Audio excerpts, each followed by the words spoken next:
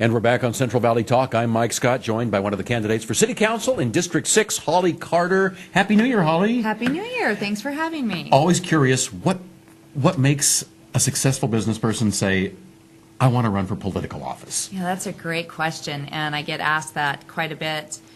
For me, it's pretty simple. I, like so many other people, like to complain. I do vote, so I feel that it gives me a right to complain. Absolutely. And after being in a sort of in the, not political world, but dealing a lot of representing business owners that have to navigate through City Hall and feeling that I have some things that I could lend, some skill sets that I could lend that I think would blend rather nicely with the economic development of Fresno, I just got to the point where I felt, well, I either can continue to complain about it or I can step up and serve and be willing to, do what I can to actually change things instead of just complain about it. And I also feel that if we really want to see things change in the political world, we're going to need more people to do what I'm doing, even though it's an inconvenience. It's expensive. It is a not only expensive running a campaign, but it's also the opportunity cost of the time taken away from my business.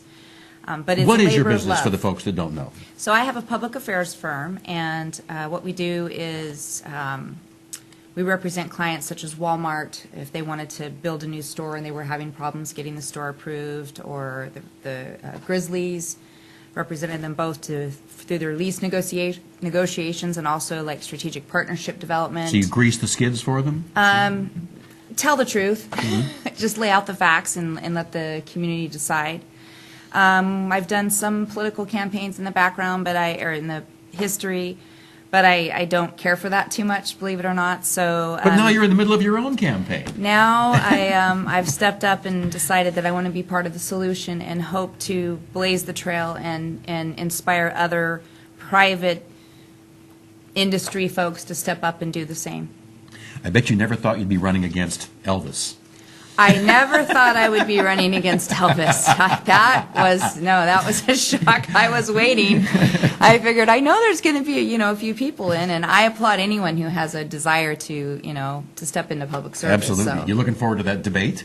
It should be interesting. I don't know yeah. if I need to start practicing my singing or take up an instrument or something. I'm not sure. For the folks that don't know, Jeremy Elvis Pierce is also running in District 6. Are there any other announced candidates yet? Or I believe former City Council member Gary Bredefield. I believe okay. he's announced or said he will announce or something. So okay. far there's I think 3 of us. So there may be a runoff unless one of you gets the 51%. Well, the plan is to get the 51%. The plan is, yeah. 50 plus 1. Okay. So before we went on, we were talking about, I live up in that area, District 6, and the big issue up there for months now has been, we call it the homeless problem, but we need to differentiate between the homeless and vagrants. Homeless people they know where to go for help. They can go to the Poverello House or the Mission and get the help. Right. Vagrants are the people that are just out there, often committing crimes, standing on the corner, asking for money, causing problems. Take it away. What's your take on it? I want to read this to you quickly. Okay. This is written by a vagrant. It says, as a rule, a homeless person is there by circumstance, the loss of a job or other means of income, perhaps a mental or physical health issue. Again, not to sound callous, simply to differentiate. We transients are not homeless men. We simply live a life between front doors instead of behind them. So They choose to be on the They street. choose to be on the street. Right. And that's the way, I differentiate it, that if they made choices to be part of society instead of rebel against society, there's a home, there's a place they belong, but they've rejected that and in many cases take to a life of crime. And for me, once somebody steps over and they're violating the crime, they're now a criminal. So it's beyond, they're a vagrant, and then the second that they break a law, they're now a criminal in my mind. I mean, if I break the law, I get in trouble. Probably in worse trouble than they do because I have more to lose, I guess. But so there's a definite, distinct difference in my mind's eye, anyways, between homeless people who absolutely need help and vagrants. I'm sure this will come up at you have a meet and greet coming up on the 17th in the district? The 16th. 16th? Saturday, yes. Is it the 16th? Yes. Oh, it is the 16th. I'm sorry, yep. yes. And it's from 4:30 to 7:30. Okay. And Whereabouts? The address it's at Rick Braden and Jody Lorang's house. And Rick Is that Braden, Audubon Drive? Is that Yes, it? Okay. yes. Can you see that? Yeah. 346 West West Audubon Audubon Drive. Yeah, it's very easy to find. And if you go to our website, I think they're putting it on the website as well. Either our Facebook page, which is Holly 4D6, Holly the number 4D, and then as in David, and 6 the number. So Holly for District 6 is what that. The website Short is actually spelled out to district. So Holly for District 6. Okay. So .com. You can find all that information. Now, how many But- people can they fit there at their house? Is it a good size? Oh, they have a rather large size house, and they are just lovely people. Rick actually is one that he owns quite a few of the Wendy's and Kentucky Fried Chickens, and so he's very involved in the community and just a great guy. And his wife is fiance, I believe, is just adorable as well. So they're just passionate about their community and got to know me, and they said, "Hey, we want to do a meet and greet," and so we got it planned and looking forward to it. What do you see as the other big issues in District 6? Crime. I think it could be argued that crime and vagrancy Hand go in hand hand. in hand, and they do, but we have to also look at crime in general, what's going on, and I put out a press release that, and I'll just talk a little bit about some of the things I highlighted on my platform on crime and dealing with crime. I'll tell you that I myself had a home invasion. I was home with my 2 daughters, and it was 4 o'clock in the morning, and it was raining, and my alarm went off.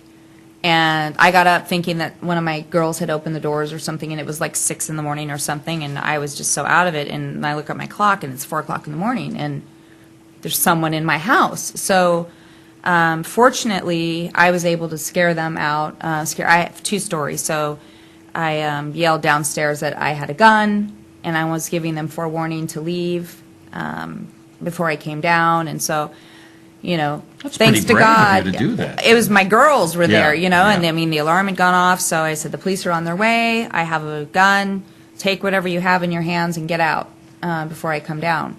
So they left, but the point is Northeast Fresno, I think this is new. I mean, I've been in the district for 11 years. I've been in Fresno since 1995. But this is new. New to me, and I think new to a lot of the people in our district.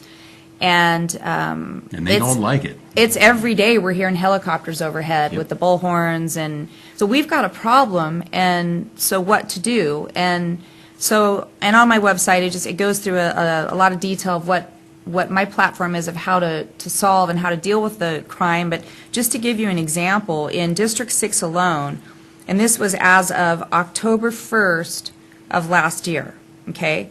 So from January of last year to October 1st of last year, compared with the entire year before, the incidences of, let's see here, the main ones that I'll point out. Vehicle burglary, 74% increase. And that was only to the 1st of October, so that was still basically a quarter left to go. 74% increase. Now here's the one that people don't know, and keep this in mind, this is just District 6, okay? Northeast Fresno. The incidences of rape in District 6 went up 500%. I mean, that's significant. So there's a lot here that needs to be looked at and a lot here that needs to be done, and it's a complicated issue. Hiring officers is good, and we have allocation to hire, another 150 more to get us up to 760. We were at 600, I believe, last year. The problem is we're not competitive enough, so we're not able to attract and even hire them. So we're out aggressively pursuing police officers, and they're taking jobs in cities where they're getting paid close to the same, but they don't have the risks, and the work-life balance is more, it's just more enticing for them. So we got our hands full, and we've got a lot of work to do, and it can be done, but not by sitting back laissez-faire and saying, well, it'll figure itself out. We've got a great chief of police. He's doing a great job, but we've got to give him the support that